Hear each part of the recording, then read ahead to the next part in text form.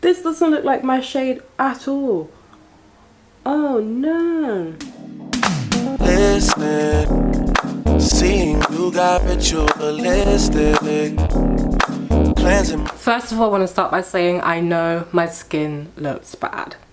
I don't know why. Probably because my skin, sometimes it hates me and sometimes I hate it. I really wanted to come on here and do a get ready with me where I just sit here and talk very openly and candidly, because I feel like I don't do that. I have tried to record get readies with me many times in the past. Why have you never seen them? Because they always come out rubbish. I'm going to start by priming my face with the Ordinary Silicone High Adherence Primer. I don't think this does anything. Like, I don't think it does anything at all. Why don't I think it does anything? Because I know that what actually holds my makeup down is the Urban Decay All Night Setting Spray. And I don't know what I was doing with my life before I bought that thing, and I'm so glad I did. But this is just something I use because it's cheap and it makes me feel like I'm really doing makeup. If you're wondering why my wig looks so rubbish, it's because I thought it'd be a good idea to bleach it. I bleached it and then now it looks like this. So I don't know. So a lot of the time I actually look exactly like this without a wig. I do not get ready for the day. I barely make it out of bed. And I barely have the energy to try to make myself look decent. And people will be like, well, you don't have to. Technically, I don't have to. Why? Because we're in a pandemic. I have had this whole year to adjust to being at home and being indoors. But it does make me worry a little bit about myself. And recently, I have been thinking seasonal depression has hit my ass. And I knew it would. It does every year. There's not been a year where I have felt great in the winter time, and I know that goes for a lot of people. And yes, believe me when I tell you, I use the word depression so lightly. I barely refer to anything as depression. If I feel sad or if I feel really low, I just call it low mood, because I feel like it's rude for people who actually do suffer from clinical depression, who are diagnosed as depressed, to just throw around the word depression. Anywho, I'm off on a tangent. I don't want to leave my house because I'm used to staying at home. And the fact that I'm used to staying at home, I realise probably doesn't help my mood. And me not being able to socialise has completely changed me into someone I don't recognise. I find it so hard to hold eye contact with anybody. Like, even this camera, I feel shy. So I'm going to start with my eyebrows, because that's just how we do it. I realise that sometimes things aren't even that bad, and the fact that I even have the audacity to complain feels really rude. And I don't know where that kind of mentality or thought process comes from. I just haven't been enjoying anything that I've filmed, and I feel very overwhelmed with how much vlog footage I own. I have so much vlog content on my phone. I actually look at it and I want to cry. Like, I literally want to gouge my eyes out. I just wanted to come here and do this video because I have made myself a schedule for the amount of content that I want to put out for you guys, because I realized that actually you guys deserve that. One thing that does kind of put me off uploading is that I feel like I don't get as many views, which is really stupid. Like, that's not the smart way to think. I still have 1,500 subscribers, and 1,500 is a huge number. It's so easy to forget that if this was real life and there were 1,500 people staring me in the eyes waiting for me to say something, I would not be able to do this, okay? If you guys were in person, I would literally shit myself. So, I mean, I know that I have way too much content on my phone. I know that I have way too much content on all these other memory cards and the things that I want to put out. And I keep thinking, oh, it's like months old. Like, is there a point? But yeah, you know what? I'm just going to upload them. So if you guys see footage of like content that probably looks a little bit outdated, or you realize I don't have that hairstyle, or whatever you realize, I know. I'm someone who constantly is striving for like perfection. But I'm totally aware that sometimes, one, I don't even put in enough effort for things to be perfect. Like, I peep that. Like, I have checked myself. I don't even put in enough effort sometimes for things to be perfect. And second of all, perfection doesn't really exist. I have all this great stuff and I don't know what to do. Like, I need to really sit down and think about content. Like, that's how things are gonna get better. Okay, so this is how my eyebrows always look in the beginning. This is the worst. This is the worst concealer I've ever used. I'm sorry, it's Revolution. I really hope that we can work together in the future, but this concealer is not my favorite, I'm not gonna lie. Okay, so let's step away from the fact that I am probably a little bit depressed. Life isn't that bad, guys. I know that I probably sound really miserable, and the truth is I've just got really low energy levels. Like, all of a sudden, this weather, you know, I feel like also everyone is doing life and I feel like I'm not doing anything. And I haven't achieved any of my goals that I had set for myself. I actually found the paper that I'd written all my goals for 2020 on. Because last year I was living in my grandma's house, which was a trap house, which is something that one day I will explain. But I was living in my grandma's house and things felt really rubbish. So I set myself some goals. Because, you know, if you want to get something, you got to manifest it. So I thought, oh, let me just go ahead and manifest everything I want for like 2020. And like my future with my boyfriend and everything, and my family and my daughter and myself. None of it happened. One thing I did do, which I'm really glad that I got to do, is that I got to study. Recently I've been studying to become an events manager. Is it a career path that I personally decided to choose for myself? No. But it's a career path that my mum said that I would be good at. If it wasn't for her, I wouldn't have gone back to study just before I had my Yara. So if you guys don't know, I became a mum when I was a teenager. It always sounds really weird to say that. But I fell pregnant when I was 19. I was just about to turn 20. And I think 2 years before that, so I was like, what, 17, 18. I went back to school and I didn't put the application in, my mum did. My mum is the one who decided to put the application in for me. I'd already like applied to jobs. I already had a full-time job. Like, I was working, I was happy where I was earning enough money. And I don't really know what my plan was, because now that I think about it, I was just working with no plan for my future. But I'm guessing at some point I would have just kept saving until I had enough savings to do something. I don't know what I'm trying to do. So I was so upset. I was like, how could you do that? Like, why would you apply for me to go to school if you know that I hate school? And she genuinely just wanted me to be okay. She just wanted to know that her children were educated and that she would be able to sit back and relax when we're all older and know that we are fine and that we'll be able to have the means to provide for ourselves in the future. So, you know, I can't be mad at that, especially now that I'm a mum and I look at my Yara and I know that I want her to do really well and I want her to have a good life. I totally understand everything my mum did, and it makes me very emotional because I feel very like, she really thought about me. But at the moment, yeah, studying again for another qualification, it's taken a lot out of me. So I'm gonna go and try to like start my eyeshadow and I'll come back and talk, because it feels really stupid to talk to you guys like this.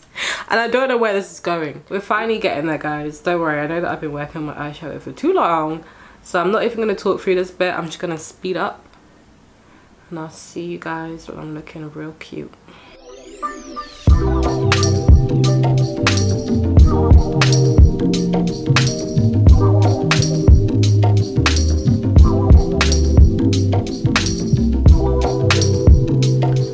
Cool, so I finally finished my eyes after what feels like 1,000 years. So I'm going to go ahead and put the rest of my face on and we can talk.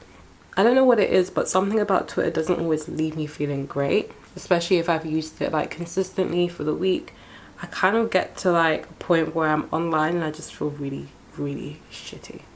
Like, I feel really bad about not just myself, but I feel like Twitter is such an echo chamber. You hear too many opinions and thoughts from people who don't necessarily matter to you. I know this foundation is crazy. I know it does. Don't worry, it balances itself out. It really is not going to look like this for too long. Some would beg to this.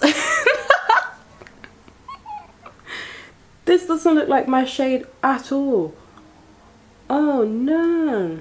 Guys, I actually have a skin tone crisis. So, you know, this might not even be my shade. Rihanna, if you're watching this, Fenty, if you're watching this, please help me out, because I don't really know if this is my shade. And every time I use a shade matcher, they match me to like the colour of Nupita Nyong'o. Like, not being ridiculous, but that's not my shade. Like, every time I've used the Fenty shade matcher, it just gives me the wrong tone. I don't know why. Yeah, don't worry guys, this actually dries down closer to my skin tone. in the end, I think. Now I'm not too sure. Guys, it's all going to shit. I forgot that I did a whole video with Mayara, which will be out very soon, so make sure you hit the subscribe button and hit the notification bell to know when that comes out. But I did a whole video with Mayara where she did my makeup and she used my foundation brush for contour. I find it really difficult to like blend my neck in these days, and it's because I suffer from hyperpigmentation on my neck, and I also suffer from polycystic ovarian syndrome, which is something that I actually found out this week. And don't worry, I've been documenting the entire thing because I think every time I've gone to look for things to do with polycystic ovarian syndrome on YouTube, because I like to visually hear people talk about their experiences, I like to watch people explain, you know, their diagnosis and how things happen. I don't really find any. I don't know if I'm searching the wrong thing. Like, no one's obligated to come on here and tell people about their medical diagnoses, but I find it helpful being someone who, I've always known that there's something wrong. Like, I'm really hairy. I'm too hairy. I get neck hair, I get a pretty cool moustache in some ways. I get chin hair, and more recently I've been getting hair like here, which is something that's very new. I didn't really put it down to anything because I know that it's common. Obviously when the video's up you guys will know because you've hit the notification bell and you've hit the subscribe button, but I explain more about like what really caused me to think about it. But yeah, one thing that I've definitely realized could be a symptom is the fact that I am so hairy. And is it something I'm very embarrassed about? Not so much anymore. The first time I noticed I was growing hair in places that people necessarily, like women necessarily didn't, was when I was 16. And I happened to be walking down the road with a friend, like a couple of friends from school. And all of a sudden, I don't really know what possessed me to touch my chin, but I touched my chin and I was like, I literally could feel, I literally could feel like tiny hairs on my chin. And then I touched my neck for some reason and I could feel tiny hairs on my neck, and I was like, ew. Yeah, this eyeshadow is as chaotic as my life. Yeah, I touched my neck and I touched my chin and I was like, I've got hair here. And I felt really shy and really freaked out. Obviously when I realized I was growing hair at places that other girls and women weren't, I felt very self-conscious. I had done everything. I had epilated, I had shaved, I have hair removal, I have waxed, the only thing I haven't done, which I'd like to do in the future, is laser hair removal. But other than that, I have tried it all and nothing stops it from growing. I've always just hoped that people that I date aren't ignorant towards the fact that, you know, people are different. And honestly, I've not been made to feel weird. I don't know personally how they feel, but if like they don't tell me, it's not my problem, and it's not my problem if they do tell me that way.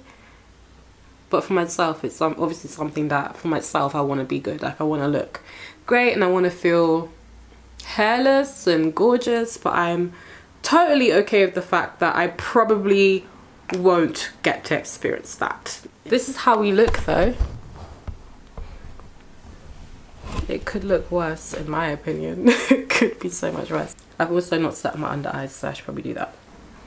This velvet sponge, let me tell you, it really just does everything it needs to do. Look at me, I look like a totally different person. Crazy.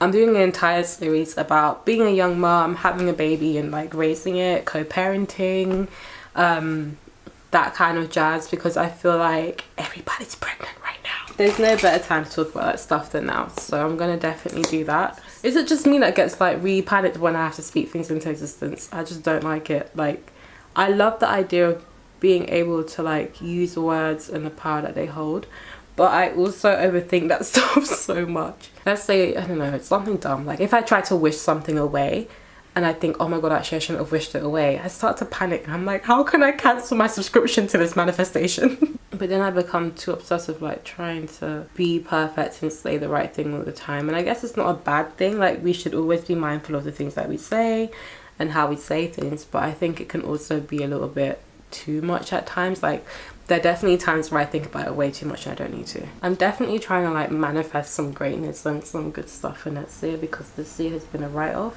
Find it really hard like relinquishing control to the universe and to the ancestors and the higher powers that control the world around me to help me get what I want to get. Like if I can't make it happen for me right now, it feels so frustrating. Like I'm someone who I live for instant gratification. Like I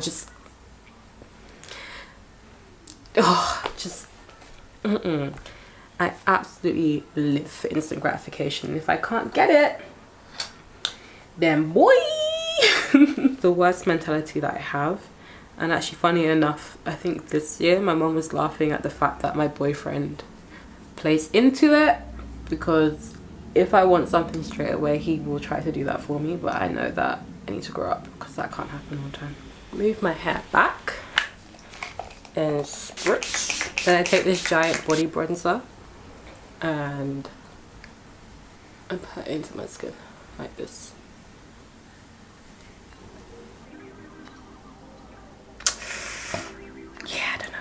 But I'm gonna literally leave it here because this video is way too long. It didn't start off good. If you remember, we looked like this in the beginning. Yeah, that's not great. Like I promised, those videos about my PCOS diagnosis and the other ones mentioned in this video will be up as soon as. This is just a little weekly drop for you guys, so you guys can see my face and remember that I exist. If you liked this video, hit the like button, hit the subscribe button and the notification bell, and I will see you all in my next video. Don't forget to follow me on Instagram as well, because there you can see me look cute every single day. Okay, bye.